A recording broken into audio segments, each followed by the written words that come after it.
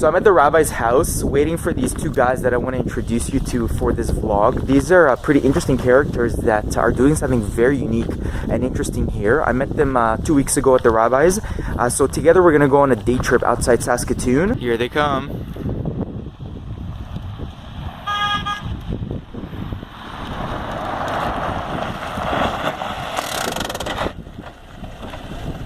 Good morning, guys. Morning, Dan Man. Dan Man.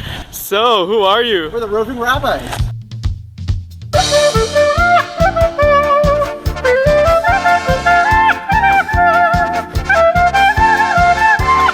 And we're off.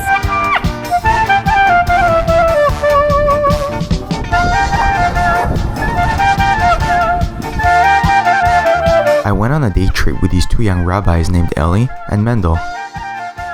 We drove to a town called North Battleford, 130 kilometers northwest of Saskatoon, where I followed them around to see what exactly they were doing in Saskatchewan. So where are you guys from? So we're based out of New York. We were studying in Brooklyn, New York. Okay, so in Brooklyn, and then what brings you from Brooklyn to Saskatchewan? So as a part of our rabbinical training, our headquarters, the Chabad World Headquarters based out of Brooklyn, they assign pairs of rabbinical students just like us to states, provinces, countries all over the world, and we were assigned to help Rabbi Katz in Saskatchewan and to reach out to Jews all over the province. How do you do this? How does it look like? So we spent a lot of time in Saskatoon visiting people within Saskatoon itself, and then we go to different towns where we know of Jewish people, or in some cases we go to towns where we don't know of any Jewish people, and we'll visit Jews that we already have come in contact with, and then we'll try find some more Jews which we haven't heard of yet. So basically they're Jews that are like in remote areas of Saskatchewan, kind of small towns, and you just go... there are Jews all over Saskatchewan, very spread out. People living on farms, just people working somewhere, doctors, lawyers, and in some of these smaller towns outside of Regina and Saskatoon, there's no established Jewish community at all. They're just a handful of Jews.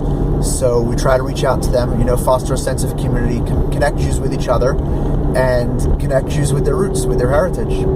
And so are you already rabbis, or are you learning to become rabbis? Both of us were just recently ordained as rabbis. Wow, so you're very young rabbis. Yep, starting out now.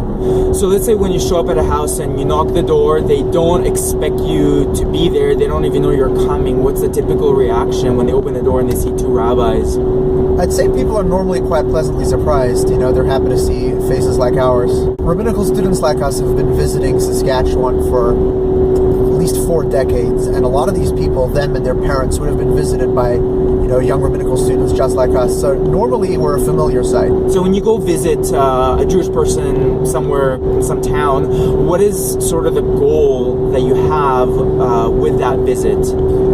I would say that our goal is really to foster Jewish pride and to get people a little bit more in touch with their traditions and with the Jewish heritage, and just give them an opportunity to experience a little bit of Judaism. And would you guys say that there's a rich Jewish history in Saskatchewan?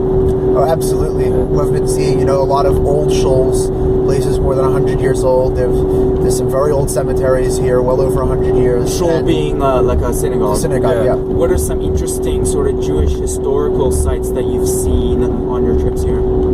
So as the viewers of Van Man's channel would no doubt be aware, about 2.5 hours northeast of Saskatoon, there lies a old Jewish colony which was established in 1906. It's called Edenbridge. Vlog 6 of season 1. A lot of Jews throughout Saskatchewan are actually descended from those pioneers, so it's a pretty interesting part of the Jewish history over here. Mm-hmm. Of course, there are other similar colonies as well. There's the colony of Hirsch, which was founded by Baron Hirsch from Germany. And there's one a little bit closer to Regina named Lipton. The government of Canada wanted to populate the West, so they just gave cheap land and sort of encouraged immigrants to come from Europe. Most Jews would have come to Saskatchewan for farming. So most Jews today here that have been here since then are probably descended in some way or another from those pioneers. Yep. Yeah, so that's the little known history, is that Saskatchewan actually, about 100 years ago, was full of Jews because so many came from Russia for this opportunity, this agricultural opportunity, to the point where almost every town, little town here, used to have a synagogue.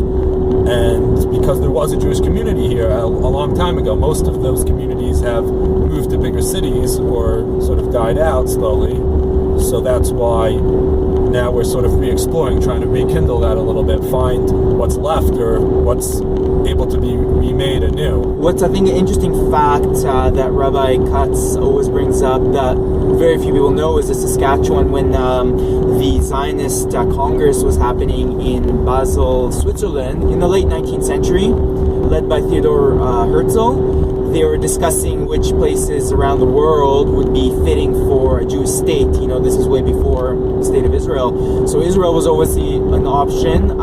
Uganda, Africa was an option, but also Saskatchewan, Canada was an option. So this could have been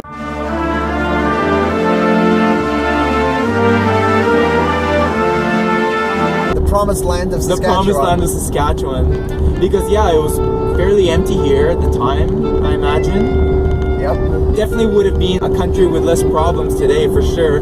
Well, we're about 7 minutes out of North Battleford. So what are we doing in North Battleford? So one of our strategies, how to find more people, is by going to the town office. The town office, they usually know a lot of people. And then you go to those stores on like Main Street, if there is a Main Street, and you check out some of the local stores and you ask some of the more older people, you know, if they know any Jewish people. And often the older people will know, oh yeah, because especially in small towns, they're like, oh yeah, they'll know who the Jewish people You know, are. small towns, I think, generally people are much more friendly than the larger cities, and people just know other people. And of course, you know, once you're a Jew, once people know you're Jewish, they'll never forget that you're Jewish, and they will often make sure you don't Forget either. that you don't forget either. So Yeah, at least someone's reminding you. But that's why we come, so we can remind you instead of them having to do it. Right. The one condition for me to be able to tag along with them was that I wasn't allowed to go into any visits with people, even without the filming. This was to respect people's privacy, and because it's a sensitive matter, so my presence could have easily affected the dynamic. So now we're going to the town office, which is a great place to find out more about the town and the people who live here. So what happened in there? That was the most successful trip we've ever had to Town Hall, I think. Okay.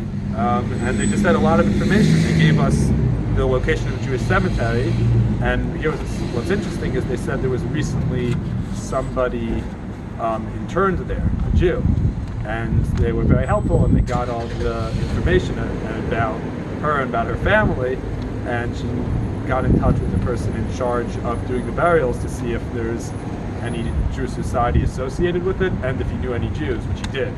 So we have at least one name, and we have a location of the cemetery. They give us the location of the historic old synagogue. We'll have to see what's standing there now, but we really got a lot of information out of it. And they even gave us a paper. That's how you know it may be business.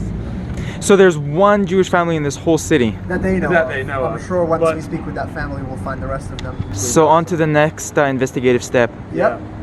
Let's go. I think the next is this. So right now we're headed to the library where they have some town archives, and we're going to see what kind of interesting material we can dig up. Mendel, what are you doing? So here we are looking for a Jewish family. So they looked up that family name that was mentioned in Town Hall and found one home address and a law firm with that name. There we go. Friedman. I think we have our man. Okay, Roving Rabbis, so where are we going now? Right now we're headed to the law offices of Demmons, Baldwin, and Friedman. And Frank, actually. And why are we going there? We're going to see if Mr. Friedman is Jewish like his name might suggest. This is the guy they told us in the town hall might be Jewish, so we're going to have a look. Can I come to this one? I don't think so, man. Nice try, though. So was he Jewish? We don't know. He wasn't in. It closes closed, at 4 apparently.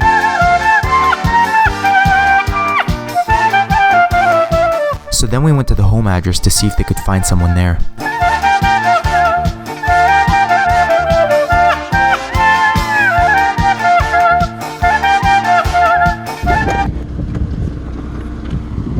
Alright, man. I'm going to hand off the keys to you. I hope he invites you for coffee. We're actually just 2 rabbis visiting the area, just coming to see if we could meet with Jewish people. Mr. Friedman, right? Do you know him? And it didn't even look like they had the right buzzer. Or even the right address.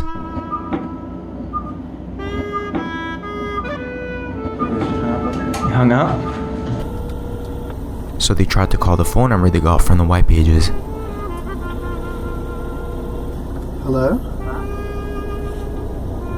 Hello? Things were starting to look not very promising. Hello? And this was followed by another rejection at an address of the one Jewish house that they did know of coming into town. The mood was starting to feel a bit grim, and I really felt for them. So I tried to cheer things up a little. Do you think there's any kosher restaurants here? Kosher restaurants? I don't know. Maybe in that empty lot, you know. Goldberg's Deli. No, that's Mirage. It's only it's only kosher style. Hey, this is almost the kind of neighborhood I would go to for window cleaning. Alright, do you want to try your hand at it, Van Man? Maybe after we visit some people in their homes, we can be like, oh, we've got Van Man in the car. Do you need your windows cleaned? So then we went to check out the next location that they know of. So now we're at the address of the former North Battleford synagogue. It was named the Beth Israel Synagogue. Hasn't been in operation for many, many years, and we're gonna see what we can find. Okay, it's a house now, right? We're not sure. It seems like it might be. Are we sure this is it?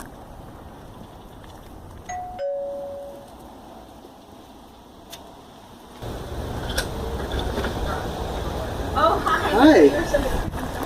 Oh, Nope, sorry. almost. We heard this building might have been the former synagogue. Is that correct? So now it's a residence? Yeah. Oh, how interesting. Is there any part of it that still looks like the synagogue? Or it's been like totally redone? Well, thank you. Thank you.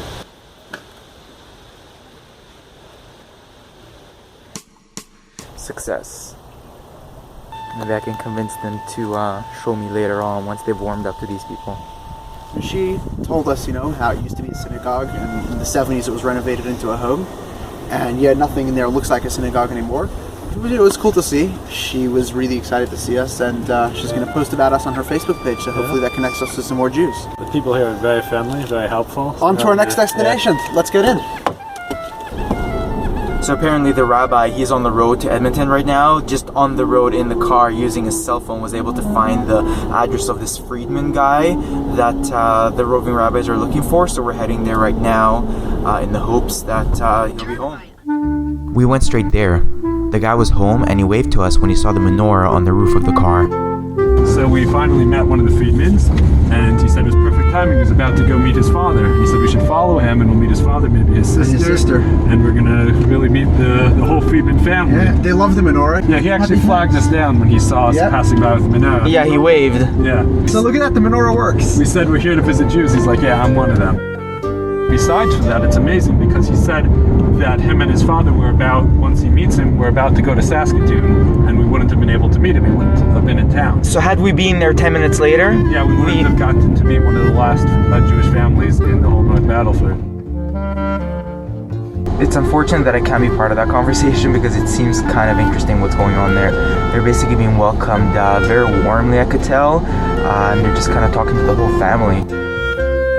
So Van Man, did you see what just went on? Yeah, I did. I watched the whole thing from the inside. So what happened might just be our most successful visit while we're in Saskatchewan. So we'll recap for the viewers. What just happened here is we went to their house, and the dad is there, the daughter is there, the son is there, and the daughter has 4 kids there as well, all Jewish because she usually goes by the mother.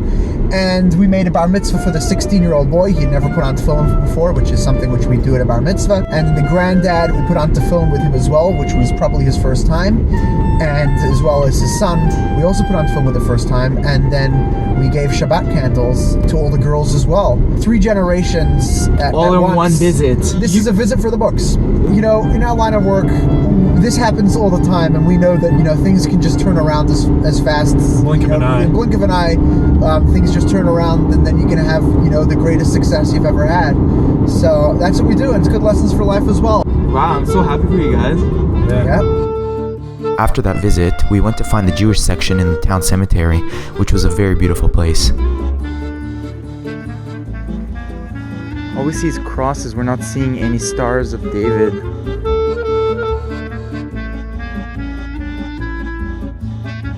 But eventually we found it.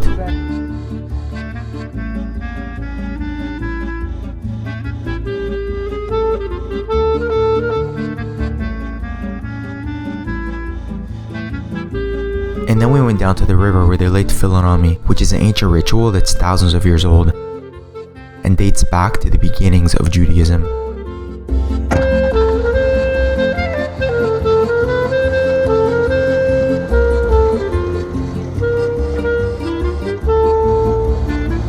Then we headed back to Saskatoon.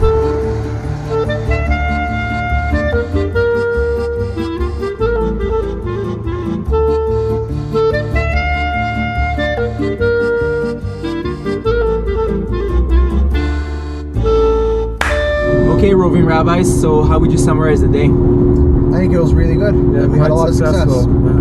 What was like a highlight that you think made it worthwhile today? Well, I think the highlight was that we came in town with only one contact, and now we've left with several. We got to know a whole new family, 3 generations, grandfather, children, grandchildren, and that's something really special. We've got to, And you didn't even know they existed. Yeah, before that's we right, came. that's right. So it was a total discovery. That's right. We've got to touch an entire family. Yeah, but even just meeting that one family was really amazing and totally worth it. Awesome. Well, I'm really happy I came with you guys along and was kind of the fly on your wall today. It was really interesting to see what you do and how you live this roving rabbi lifestyle. Oh, thank you for coming, Van Man. All right, so that's the Roving Rabbis with Van Man signing out. All right.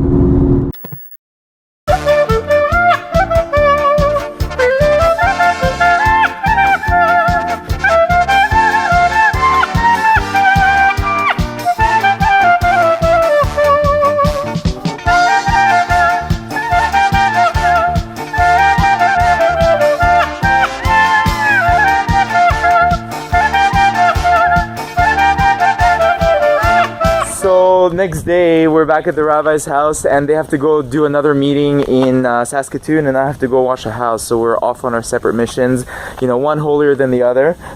Well, hopefully you find holiness in everything.